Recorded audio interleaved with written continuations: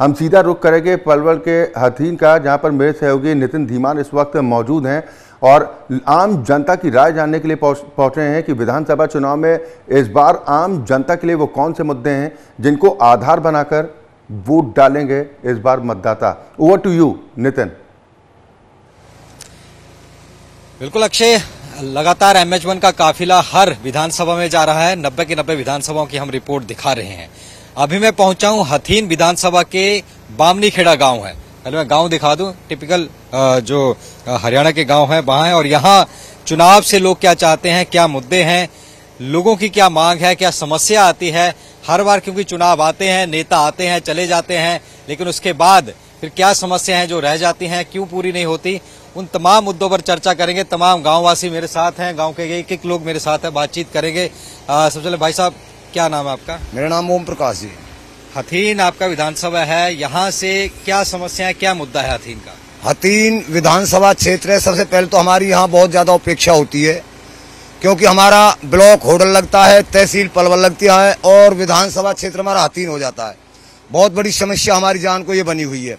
दूसरे हमारे जो 5-7 गांव जो हमें नया नाम दिया है हाईवे पाल हमारा जो बहुत ज्यादा उपेक्षा यहाँ रही है, क्योंकि एक बार यहाँ केंद्रीय मंत्री कृष्णपाल जी आए थे और उन्होंने घोषणा की थी कि हमने 72 लाख रुपए पार्क के लिए दिए थे, परंतु आज तक हमें गांव में पार्क तो बना हुआ दिखता नहीं कहीं।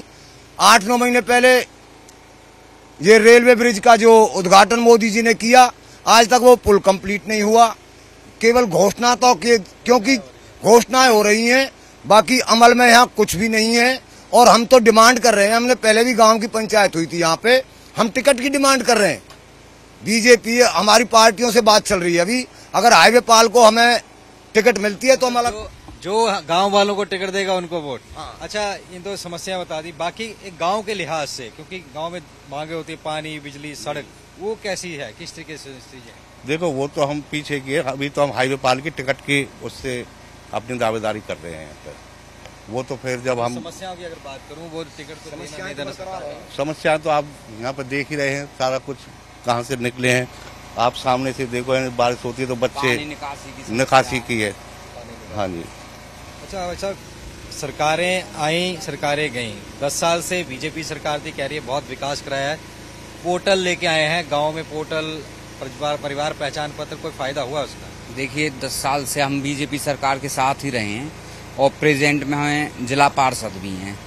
और अभी हमारे जो गांव की पंचायत हुई है, हमारे गांव की हुई है, फुलवाड़ी की हुई है, बहरुला, सैलोटी, जो भी हाईवे पाल में 10-15 गांव आते हैं, तो हमने अभी टिकट भी मांगी है अपने लिए कि हमें टिकट दी जाए। और जो आप वो पोर्टल वाली बात कर रहे हो ना, उससे लोग बाग बहुत ज्यादा परेशान हैं, बहुत ज्यादा परेशान हो लिए हैं। किसी का अपने आप ही नाम कट जाता है, किसी का अपने आप जुड़ जाता है, मतलब परेशानी है। और जो ये अभी जो समस्या हुई थी, जो ओलावृष्टि हुई थी हमारे एरिया में, तो उसमें भी किसानों को बहुत नुकसान हुआ है। किसी एक के नाम जमीन चढ़ी पड़ी है, तो उसमें जो 4 हिस्सेदार हैं, चारों को वो मिला नहीं है। हाँ, तो ये जब मिला उतना कि पहले चेक वैसे जैसे बढ़ते? नहीं, मुआवजा केवल एक को मिला है, बाकियों को मिला ही नहीं है। हाँ, जिस जमीन की तकसीम नहीं है, उसमें जिसने पहले भर दिया उसको मिल गया, बाद वाले किसी को नहीं मिला। आप सरपंच का चुनाव लड़े हैं, लड़ना है? अजी, हमें तो सरपंच को ना लड़े, हम तो MLA को लड़ेंगे तो बीजेपी से ही।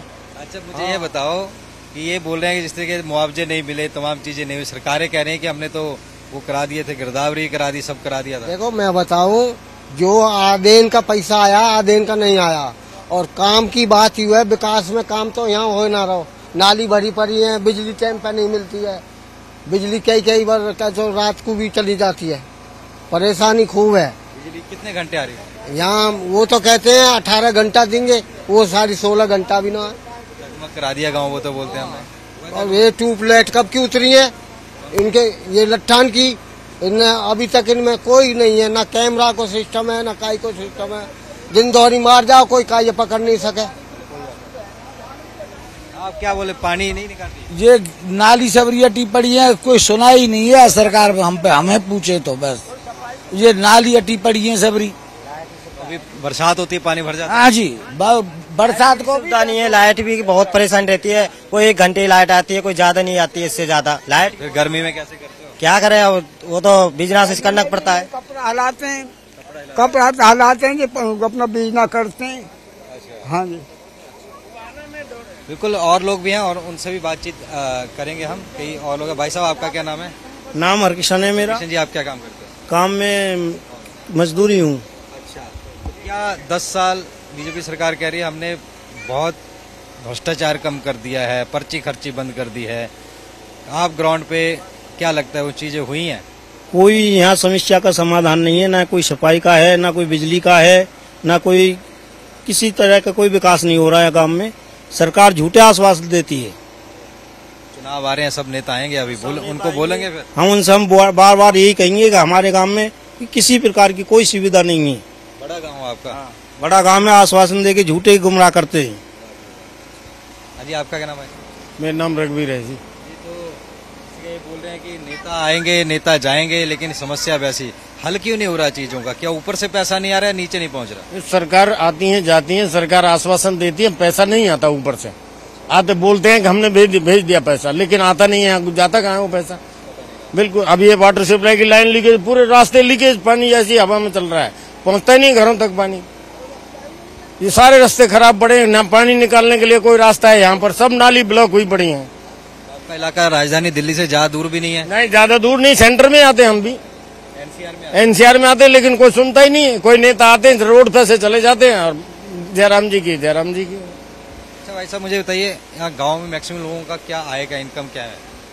देखिए यहाँ पे नहीं, यहाँ पे वैसे तो ये गांव है, लेकिन आप भी यहाँ पे आए हो, ये थोड़ा शहरी क्षेत्र भी है।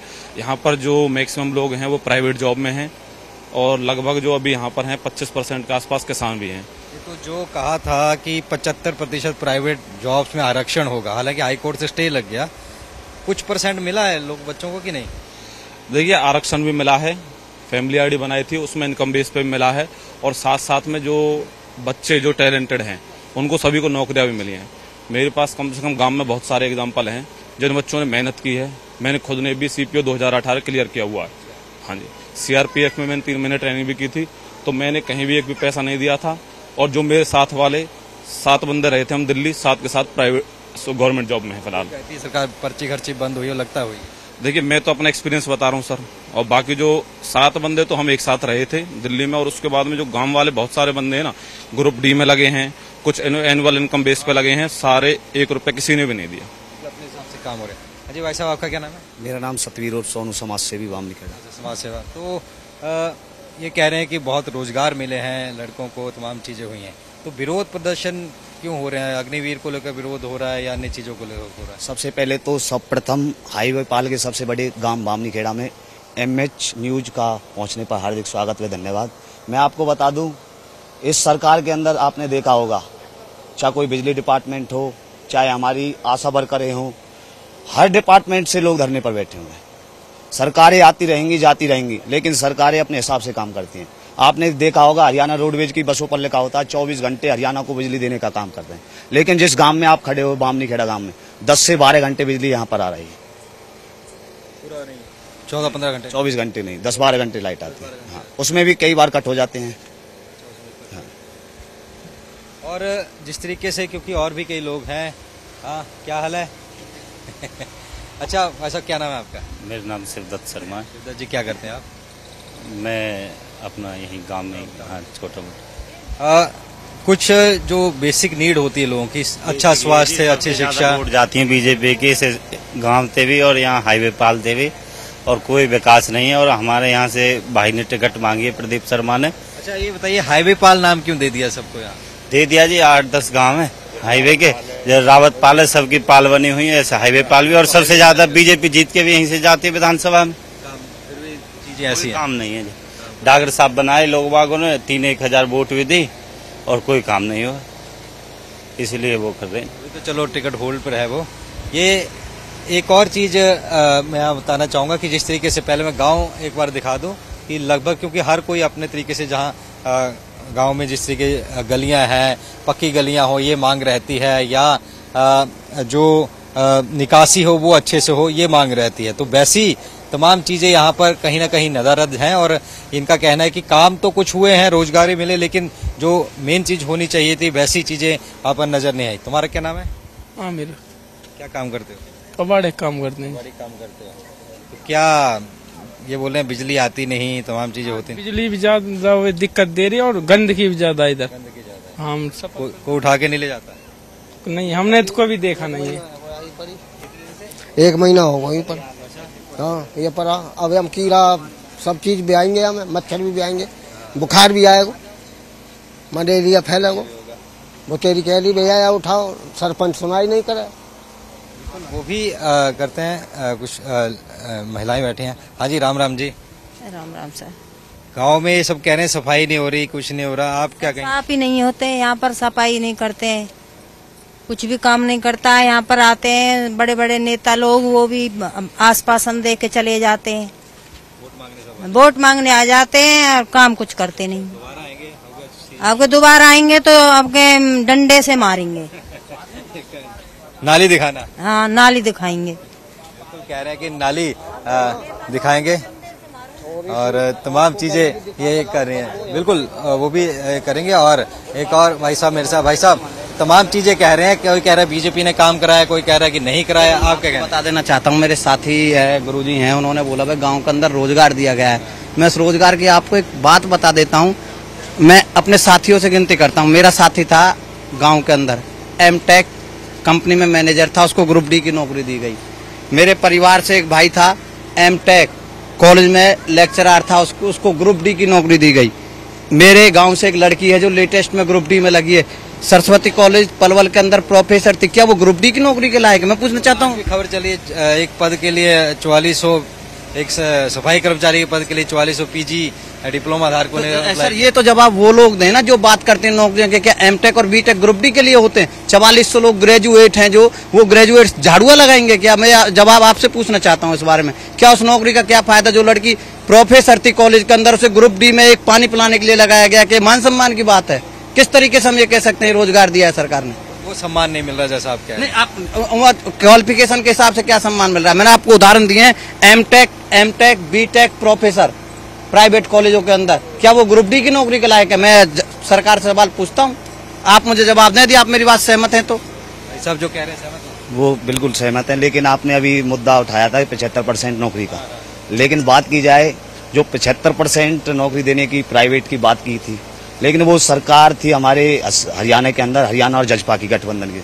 लेकिन वो सरकार छोड़कर चले गए, वो नौकरी क्या देंगे जो सरकार ही छोड़कर चले गए। अच्छा, ये जो वैसे सबसे आपसे पूछता हूँ, जो गठबंधन हो रहे हैं, भाई साहब आप भी आ जाइए, आप अच्छा बोल रहे थे, गठबंधन हो रहे हैं जजपा का चंद्रशेखर आजाद के साथ, इनेलो का बसपा के साथ, अब कांग्रेस का आम आदमी से होने वाला है, तो ये गठबंधनों को कैसे देख रहे हैं? हरियाणा स्वीकार करता है गठबंधनों की सरकार, या एक सोलो आप पार्टी चाहते हैं? छोटा छोटा कमेंट लोग।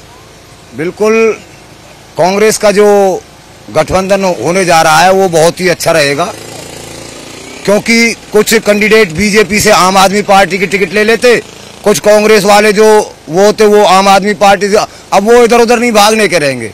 इस वजह से ये गठबंधन हुआ है। बीजेपी तो कह रही है जो जिन पे आम आदमी आएगी वो हमारी सीटें पे। बीजेपी तो धमकी वालों को टिकट दे, राव नरवीर ने धमकी दी, उसको टिकट दे दी, राव इंद्रजीत ने धमकी दी, उसको टिकट दे दी, और टेकचंद शर्मा ने धमकी दी, उसको टिकट दे दी। मंगला ही कट गई।